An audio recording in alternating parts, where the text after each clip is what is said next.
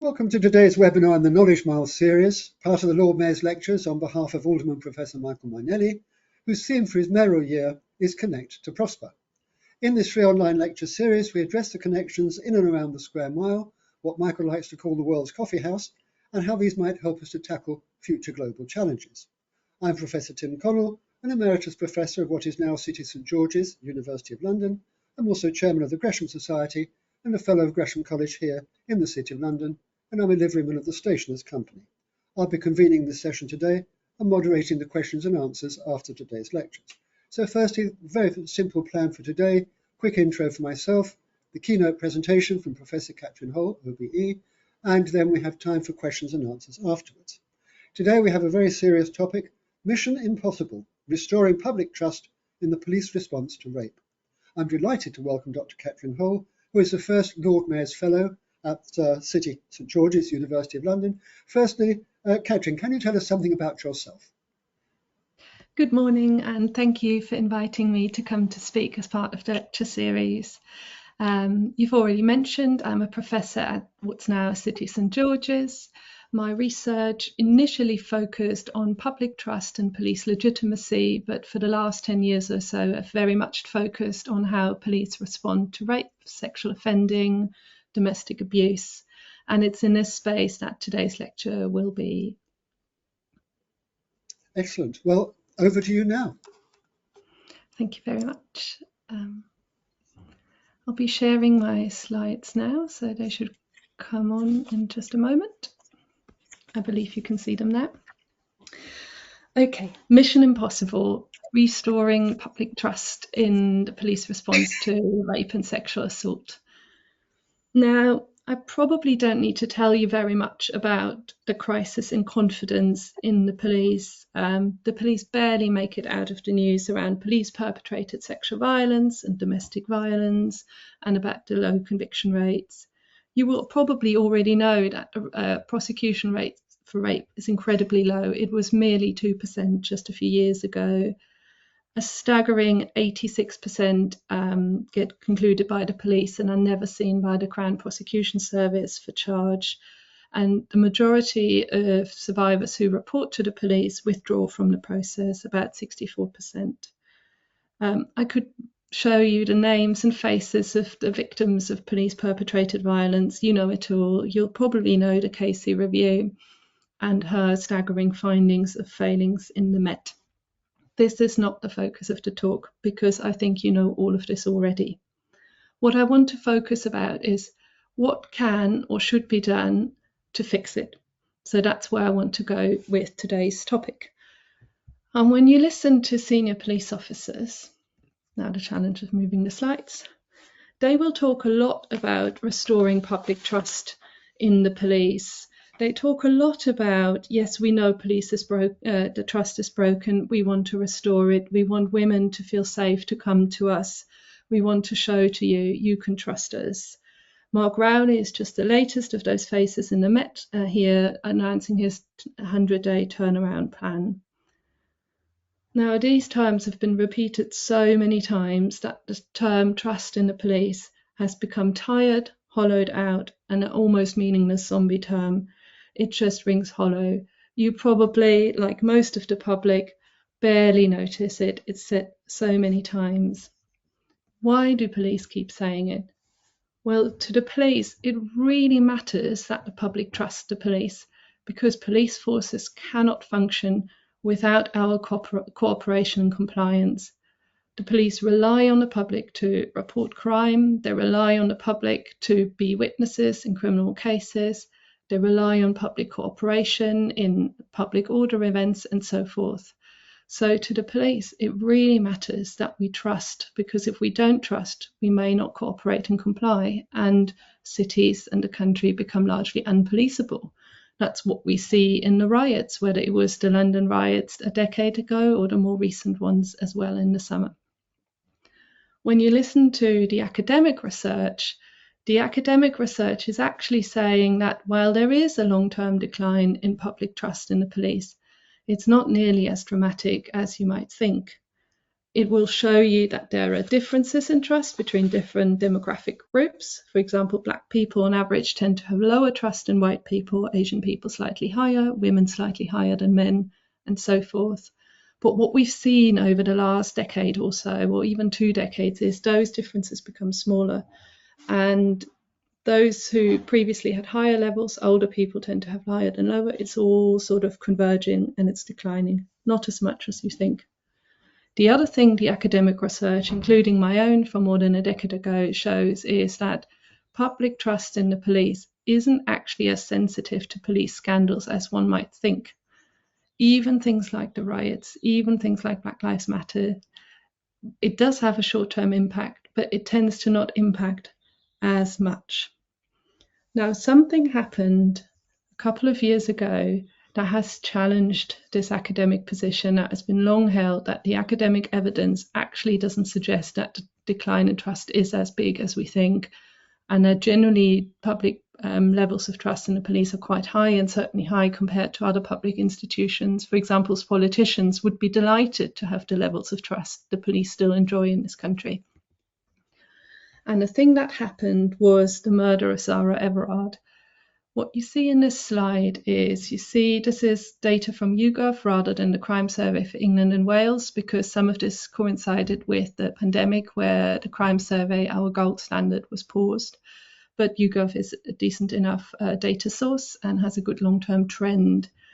And what we see there in the purple line is that people saying they have confidence in the police has sort of been bumbling along similar levels for a long time.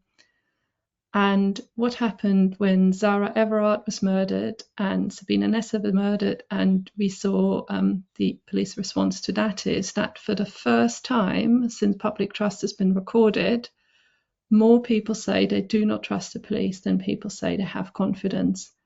So this long-held notion that scandals don't matter has been dented.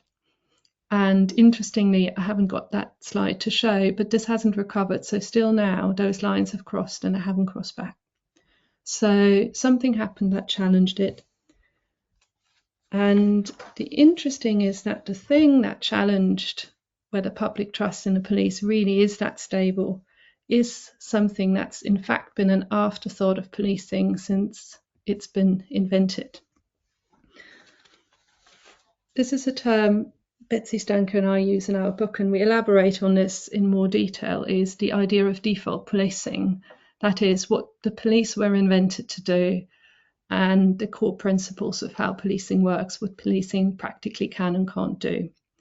Police forces in this country were set up around 1820 to 1830.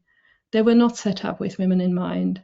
They were set up by white upper-class men thinking about people like themselves, men. They didn't think about women in this.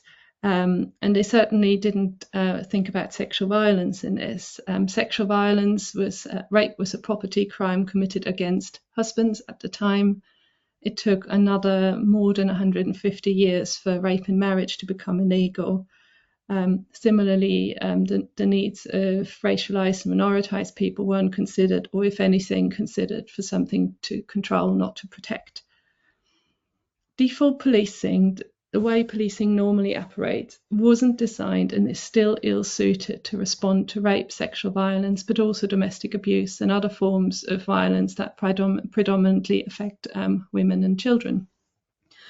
To give you an example, policing was never set up to investigate every crime. It's an impossibility. It does not have the resources to do that. It was never about law enforcement. It was about public order.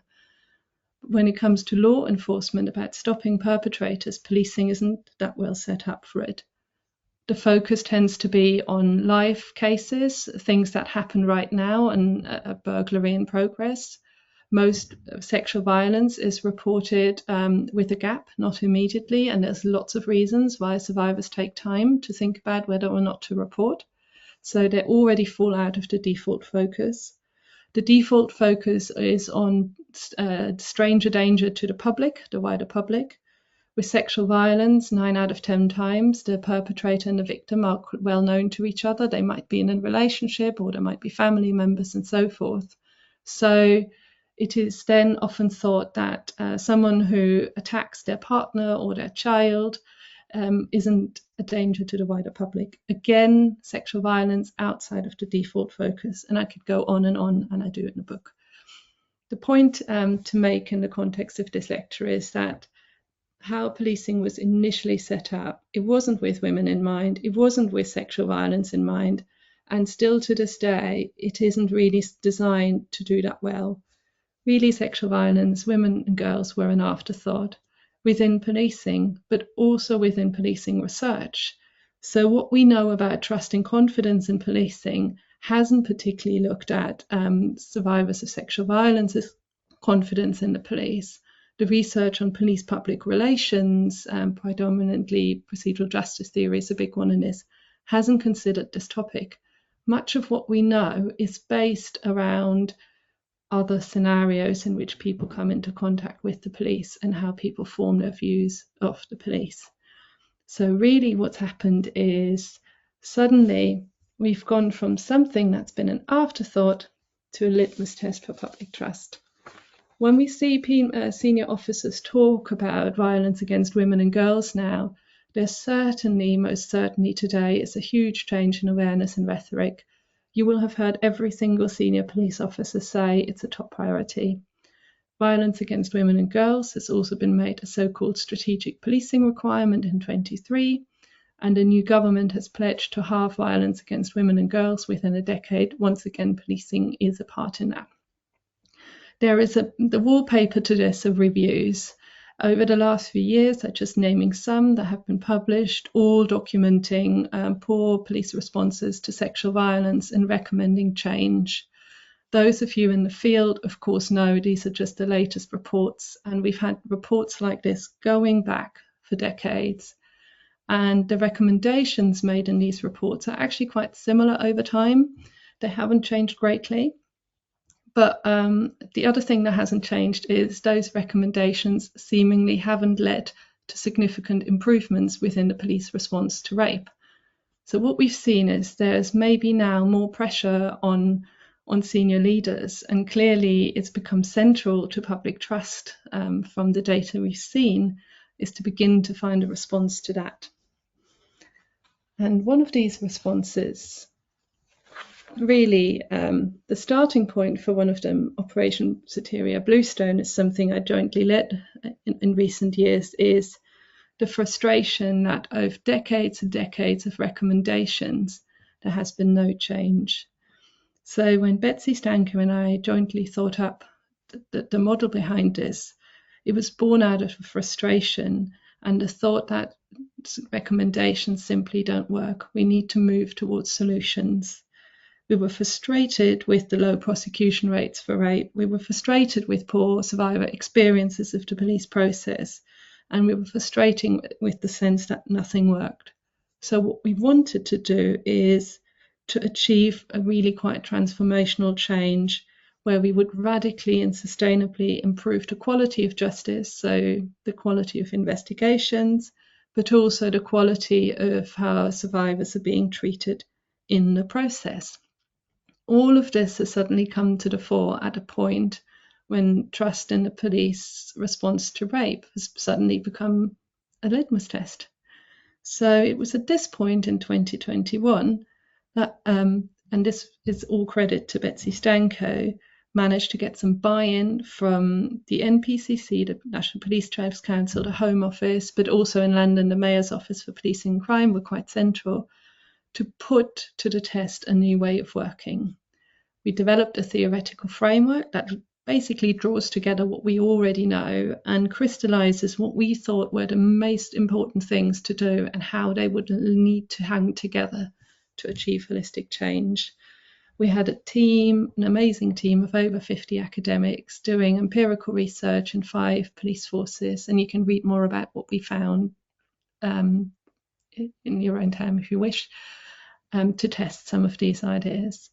And very crucially, we worked very, very closely with police forces, did the joint research, jointly came up with, as a result of what we've learned from the research or already know from previous research, what would be the solutions So we don't rely on recommendations. What would be actual solutions that could work?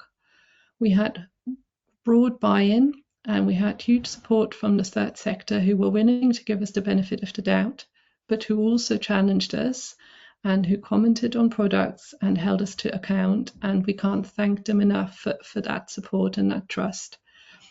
And we developed what is now called a new, or it's actually the first ever national operating model. I misspelled that on the slide. That sets out how to investigate rape, how to engage with victims, and how to enable police forces to do that better. There is now a joint Soteria unit staffed by the Home Office and the National Police Chiefs Council that supports forces around the country who have all adopted the model. It's been made mandatory. And the key mantra is investigations need to be suspect focused, as opposed to over focusing on the credibility of the victim as the first and main port of the investigation. Instead, investigate the suspect's offending behavior. It needs to be victim centered, by which we mean centered on the rights of victims, which tend to not be either honored or known or shared in the same way as suspect rights, where there is legal mandate to do so, and context-led, by which we mean the context of the offence, the relationship between the victim and the suspect, which we know matters greatly, but also the context of the people involved. And that might be racialized experiences, might be other forms of discrimination in the background that can impact either how someone presents and feels able to engage with an investigation, but also how it impacted on the offending itself. So this is one solution, not directly about the trust in the first instance, but improving what police actually do, so policing is worthy of public trust in that way. And while I'm not going to go into too much detail here, because I believe I've done that in lots of talks before, and I did want to show you something slightly different today, I do want to answer your question, which you probably have, is, does it actually work? Would it actually make a difference? Now, there is no conclusive evidence at this stage, but about 2 years of research, a year now of implementation, there's some promising signs. So when we started, the charging rate for rape nationally was around 2 to 3%. I looked today, today stands at 6% nationally, so that's more than double what it was. Some of the first forces we worked with, we worked most deeply with, Durham, have a charge rate of 12%, South Wales of 10%, the Met of 8%, although last week in a Justice Board they said it was in fact now pushing towards 14%. The official figures are annual rolling, so that's why they're lower. And even in Somerset, who used to be at 2%, are now at 7%. So we've seen an uptick in prosecution rates. An HMRC report suggests that it was groundbreaking and was transformational, but did point out issues in consistency and did point out the fact that it's only getting going and will need sustained support to embed. The initial feedback from the victim support sector and victims is positive, although we can clearly see it's not consistently implemented across. And there is more evidence coming out from my own survivor survey, which is completed by over 5,000 survivors, but it's not out yet, so I can't share those just yet. But again, that shows promising signs. The question is, if there are improvements in what the police do, will it translate into higher levels of trust, or is it all hope lost? Is it just whatever police do, they have lost the public and they've particularly lost survivors' trust, so can they actually gain it back? And I believe there's reason from research and evidence to think so.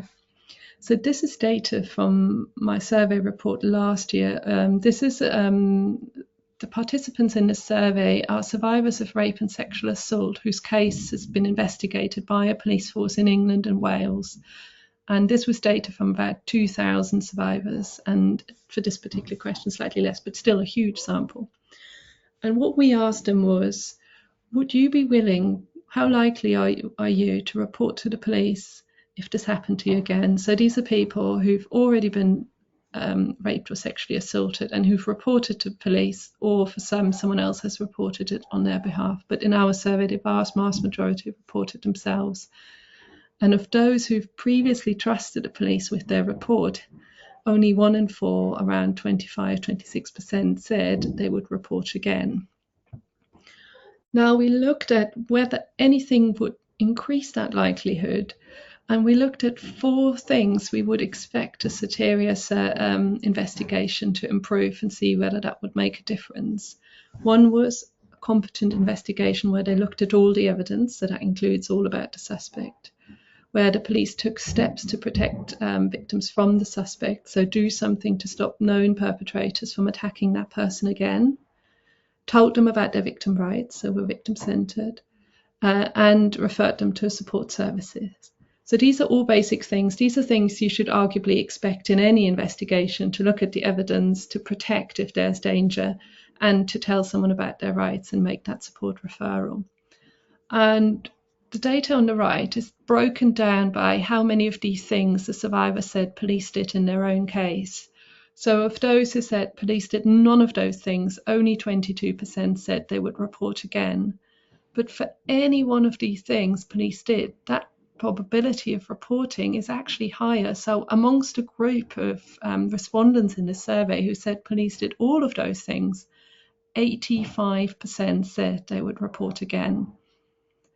And even if they had just one of them, you jump from a quarter to a third reporting. If they had 2 of the thing, more likely than not, they would report again.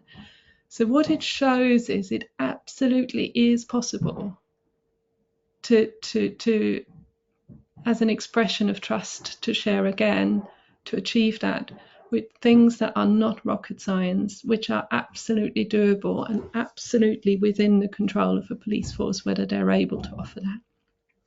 So this is the sort of silver lining of hope. There absolutely is possibility to do that. Now, I want to end on a few further thoughts. And they are around whether this sort of reduction in public trust in the police is all bad, or whether there is something actually really important and helpful in this. The first is it gives us a reason to reflect, and it should give police a reason to change. First, reflect on what makes the police service deserving of public trust. So if public trust can't be taken for granted, you need to think about how you earn it. Then you need to think about what the police can and should do. Default policing was not set up and still isn't designed to respond to crimes that predominantly affect women and girls and are committed by men, male violence against women and girls. And it forces us to think about, what do we want the police to do? What matters to us that the police does? And that is a reflection of our society, perhaps even more than it is of our police services. So think about what default policing should look like. What should police set up to do? What do we expect of our police services? And we have responsibility here as a society. The last one it makes us to reflect about is, what is the public? When I spoke about default policing, I mentioned that police forces were set up by men, for men, and women did not have a seat at the table. Neither did people of colour or people who otherwise discriminated against, and so forth. In today's society, who do we think about when we think about the public? Do we think about everybody, or do we focus on particular subsections of the public we think the police are here to serve? So this loss or reduction is not a complete loss, it's a reduction in public trust in the police, has brought these questions up, and I think that can only be a good thing. And secondly, perhaps less trust in the police is a good thing. Maybe in that, obviously not in that it's a reflection that police do things poorly at times, is at the time when public trust in the police was thought to be at its highest levels after the Second World War, it was within a very authoritative sort of deference to authority society, where blind trust in authority was a good thing. Now, when we have less trust, perhaps what it forces us to do is to think about the mechanisms we have in place for transparency, about what the police do and do not do, about accountability, about the mechanisms we have to hold police forces accountable for what they do, and governance. Who polices the police? Who has oversight, and who can reach into policing, and how to correct if policing goes wrong? If we're in a place where everybody unquestioningly trusts the police, these questions do not present themselves. They do present themselves now, and within a democracy, I think that can only be a good thing. So while lower trust in the police sounds like a really bad place to be, it is also a place of opportunity. And I think this is where I want to end the talk and very shamelessly flog the new book out by Betsy Stanko and me that elaborates all of these ideas. You can read it for free as an ebook, or if you like me, like a paper copy, you can purchase it in all the right places as usual, and wrong places. But yeah, thank you very much for listening. Yes, indeed. I'm sure it's available in all good bookshops. Excellent. Just firstly, as a linguist of the family, may I say that soteria seems a slightly unusual word, but it is, of course, ancient Greek and in the Bible, and it means deliverance. And I think that's probably quite an appropriate name for this particular project, though I'm not quite sure where the Bluestone comes from.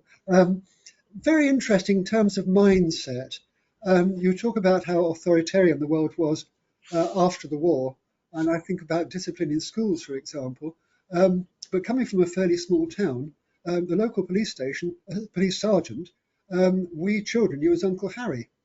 And it was a very, very different world when in today's newspapers you hear of an acid attack in a school playground in London, and that's the kind of thing that the police also have to come up against, which is absolutely horrifying. Now, questions are coming in. Do please let us know what you'd like to know. Sarah Lethbridge is asking us that in her experience, the main people trying to do something about this issue are women. Have you had any male advocates for your work that have really contributed and helped? And how were they compelled to be engaged? They might just have volunteered. And how can we help men to lead the change or possibly lead the charge? I'm not sure which. Mm-hmm. Yeah, absolutely true. The vast majority of academics in the team are female, and the vast majority of police leaders who have supported are female, but there were some male ones, and I will embarrass them by naming them. There's the Yaxley in Avon and Somerset Police, who led the pioneer and hugely engaged. There's Paul Fennell at the British Transport Police, who I think has always been at the forefront of this. In South Wales, it was Phil Sparrow, the lead there.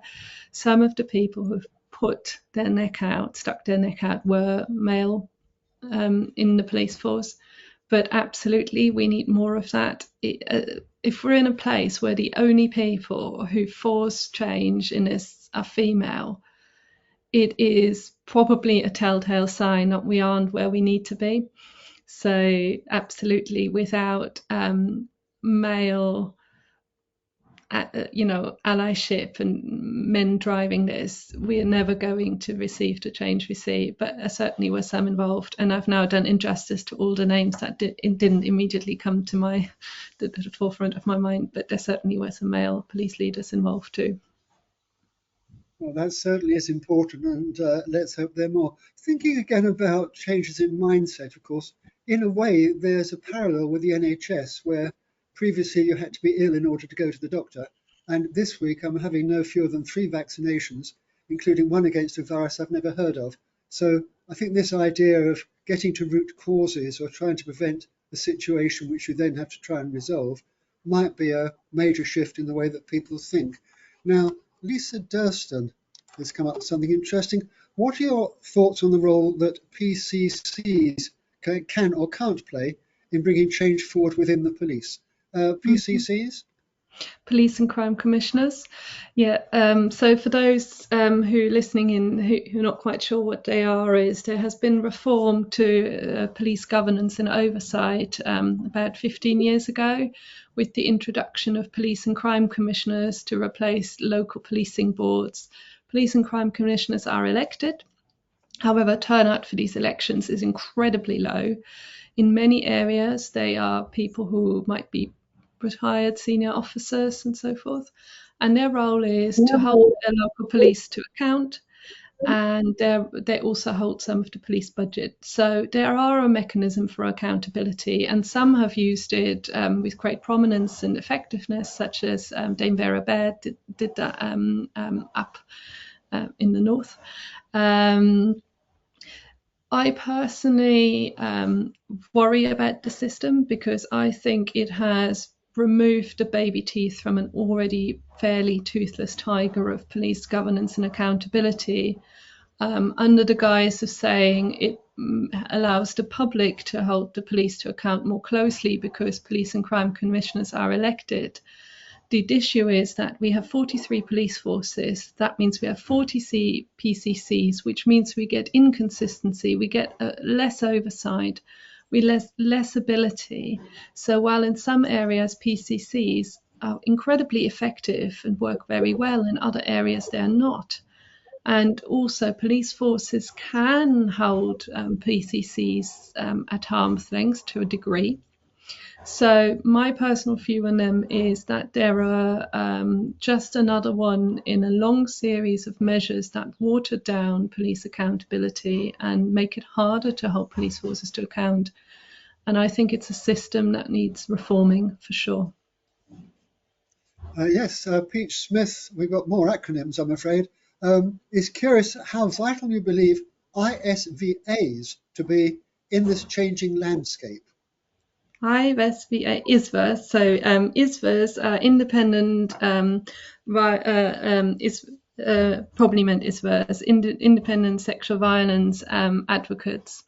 So these are a lot of the time volunteers, and it's or they're provided by the victim support sector. Is that what this acronym is? That when they support survivors through the process, individuals. They also, but they also can function to challenge their local police force because they see from survivors' experiences on the ground what's going on. In Soteria, we very much consider the relationship between police forces and their local ISVA services as absolutely central to improving, because ISVAs can give them the knowledge they need on the things they aren't experts in, which is the survivor experience, and they're absolutely central.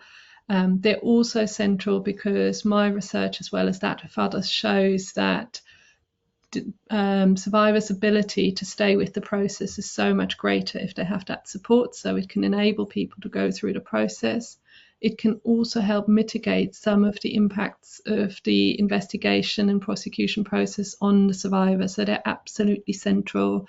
They're woefully underfunded, which is a huge risk to our ability to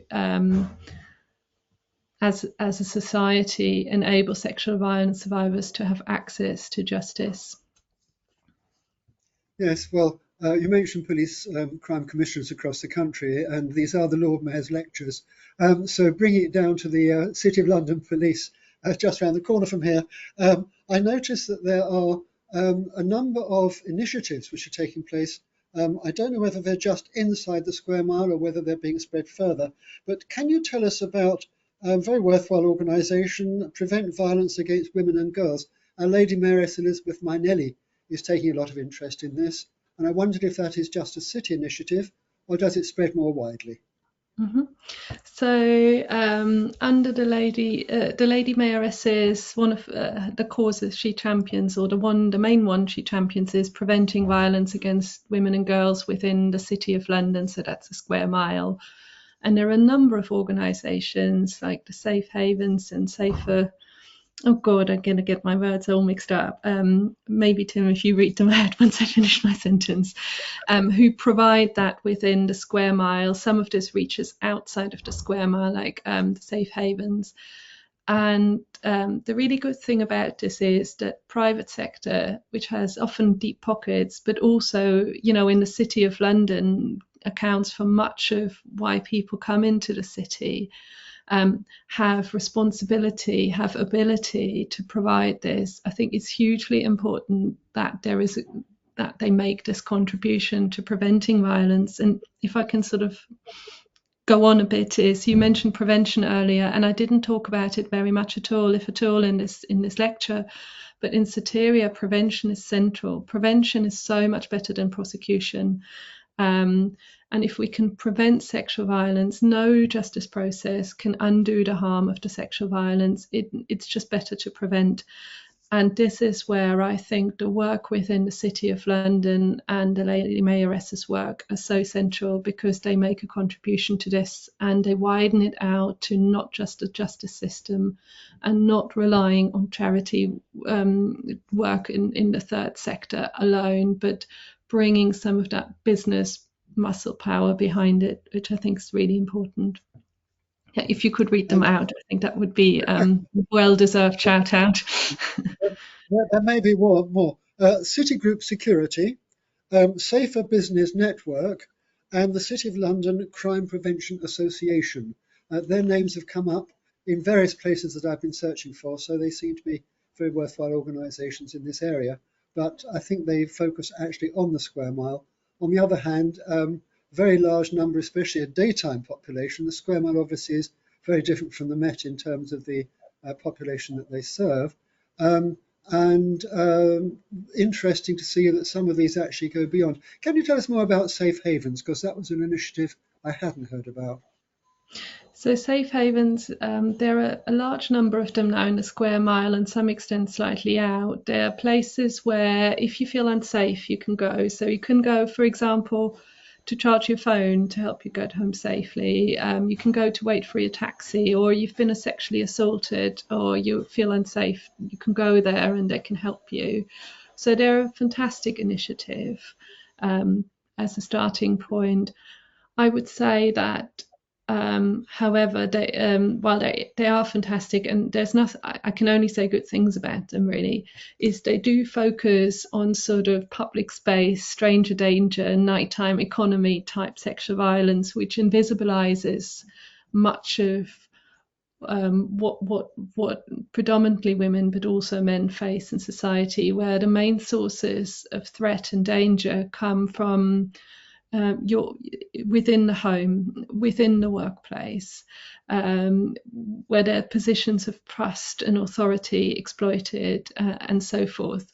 And they don't quite reach into that yet, but they're an absolutely brilliant starting point, and something to find out about for sure. Yes, certainly you find various websites which would take this issue of violence and abuse against women into much more detail. There's a very good one hosted by the Council of Europe, for example, but if you put in violence against women and girls, you get a fair number of very interesting websites with a lot of information which are worth looking at. Now, Jackie Robson's got a good one. What are your views on training the police and how this is going to be implemented by each force? Okay, so my views are on how to train the police to do this is, so the national operating model provides a blueprint. It doesn't just provide training, it provides guidance for investigators, for communicating with survivors, providing information to survivors, right down to how police forces should use data, digital forensics, and so forth. Now, there is a so-called joint Soteria unit in place, staffed by the National Police Chiefs Council and a Home Office, there to support forces around the country to do this. This work is absolutely vital, because while some of the forces have done this for a couple of years because they were part of our Pathfinder forces, such as Avon and Somerset, or Durham, or South Wales, or the Met, for many of forces, they're only beginning the work, and across the country it's inconsistently applied. So it's so important that that work is funded going forward, because otherwise we're running the risk of something that has promise and potential not delivering to its full ability. I would also like to say that we mustn't forget about the CPS, the Crown Prosecution Service, because in this country the police are responsible for investigating, but the charging decision lies with the Crown Prosecution Service. And we mustn't forget about the survivors who get to the point where they walk through the doors of a courtroom, what happens there, or indeed what happens if someone is convicted after.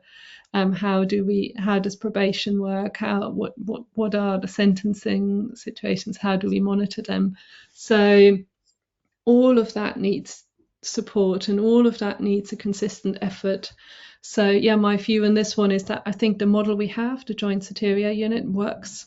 It's evidenced through the HMIC report, and I see their work. I am convinced that it is the model to deliver this change, but it's precarious because it hasn't got long-term funding, and it will be a question for whether this government follows through on its pledge to have violence against women and girls by putting policing in a position to carry on this work and continue to fund it. Yeah. Well, Shirani Tilakawadane has widened the discussion by saying, do you not think that police all over the world, here's your chance, should begin their investigation in sexual offences on the basis that the victim is traumatised, and investigation should be on a trauma-centred basis? And how do you recognise and mitigate against the coercive control that runs through so many of these types of crime? Oh, such a good question. So for the first one, I can just say absolutely. I mean, a trauma responsive approach is essential, and it would do policing well, because not just with sexual violence, with other forms, very often when they meet people, they do meet people on the worst day of their lives, and they've just had something incredibly traumatic happen to them. And understanding that doesn't just allow you to provide an adequate or good service to that survivor, but also your investigation will be so much better if you understand that, and that holds across the country. And then the second part of the question about coercive control. So for those who listen who don't know what that is it's a very dangerous form of domestic abuse where the perpetrator makes themselves the center of the victim's lives, and they coerce them and they control them in every aspect, and incredibly damaging, incredibly dangerous, accounts for much of femicide. It is something that in Soteria we really shone a light on, in how much of police recorded sexual violence has a context of coercive control, and that without understanding how coercive control works, police will be unable to put together a strong case file, because it's the coercive control that explains why it is not reasonable that it's not reasonable to believe that someone consented if you threatened to kill them the day before or to take their children away, and you can't even have the freedom to choose what you eat or how you dress and who you meet. How could you be understood to have the freedom to say no when the perpetrator wants sex? So a hugely important area. And within Soteria, a group led by Cassandra Vina here at City St George's have developed guidance for officers, and it's been put into the training as well, developed by Professor Emma Williams. So yeah, a hugely important point. Yes, one last question. We've run out of time almost. Mariam Keating, yet more acronyms. Is the government's commitment to reduce violence against women and girls by 50% realistic? And is the rollout of RASO units to all police forces a good way forward? Mm-hmm. I mean, the first question is, what's the figure to be halved? So I don't think we have clarity on that. So therefore, I think it's difficult to answer. Whether it's realistic or not also depends on what the strategy is. And in order to have a strategy, we need to understand how male violence against women and girls works. So I think there are a lot of questions that require an answer to get to that. The rollout of RASO units, so that's specialist rape and serious sexual offence investigation units, the Labour pledged specialist units in every police force. My position and that of Soteria is specialism is essential. That means understanding sexual violence and including trauma informedness, but also behaviour. Specialist knowledge is essential. Adequate resourcing is essential. Whether they are specific units, I'm not so sure about, in that policing is very good at creating units. That means sticking a label on the door, so they can deliver that very quickly. But does it contain the right level of specialism? I don't know. So I personally would prefer a definition that foregrounds the specialism rather than the organized, how it looks on an org chart, because that could mask. They could deliver RASA units without specialism, and there are such differences between forces. Some of the smaller forces might struggle to do it, and so they end up with specialist units so under-resourced that the outcome is worse. That is something we found in Soteria. So where for forces have specialist units but they're not adequately resourced, it actually makes it worse, because the investigators in there, they burn out very quickly, and their workload is so impossible. The service to survivors is worse, the outcomes are worse. So yeah, I think we should focus on specialism, not specialist units. Right. I did say one last question, but I think this one is quite important. It comes from Sue Leshen, who's a court interpreter. She says there have been a number of high-profile cases involving police officers being convicted of rape and sexual assault. What training is available to police forces to reduce this? What training is available was the question. Sorry. Was it what training? Yes, what training is available to police forces to reduce the incidence of rape and sexual assault perpetrated by police officers? So through Soteria, there is a new RISDIB and SIDIB course mandated, so training is available. However, I'm not sure training is sufficient to deal with this program, the issue of police-perpetrated sexual violence and domestic abuse. I think this requires a complete overhaul of the complaints procedure and misconduct procedure. We know that police forces, even when chiefs are willing to exit, those people find it very hard. So I think this requires, alongside training and culture change, a much strengthened system for complaints and so forth.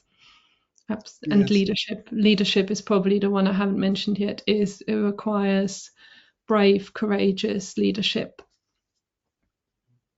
Indeed. Now, I'm afraid we really have run out of time. So let's just have a brief look now at some of the lectures forthcoming in the series, which are running now till the beginning of November. The art of BS, and I've forgotten what that is, you'll have to come in for that. How reframing can dramatically change outcomes and performance. So it's a business-related lecture, being in the square mile, that's quite obvious. 7th of October, globalizing net zero aviation, leveraging the City of London to meet Paris. Again, the environment is something we've covered in quite a lot of detail. And here's one for you legal beagles. From court to icon, we have a former judge telling us about this, how the Old Bailey became the most famous court in the world. Incidentally, if you are interested in legal matters, we did have another webinar in this series on city and policing matters, which was from former Commissioner Ian Dyson on resilience against the global terror threat. So if you're interested in legal issues in the city, that might be worthwhile. But may I extend my thanks in particular now to Katrin Hohl from City St George's, University of London. You're doing a lot of work in this area, and it goes back some way, and you really have been driving this very important issue forward. So I think our thanks from everybody as far as that's concerned. Thank you very much indeed to our audience. We've had a very good turnout today. Some very expert and specialised people viewing in, Katrin, so watch out for further questions. These lectures, or this lecture and all our lectures, are recorded. They're posted on the Gresham Society website. We're also up on YouTube, questions and answers as well. And we hope to see you again soon in another lecture in the Knowledge Mile series. And of course, don't forget the Lord Mayor's theme for his year, which is Connect to Prosper. Thank you, Katrin. Thank you, everybody. Goodbye.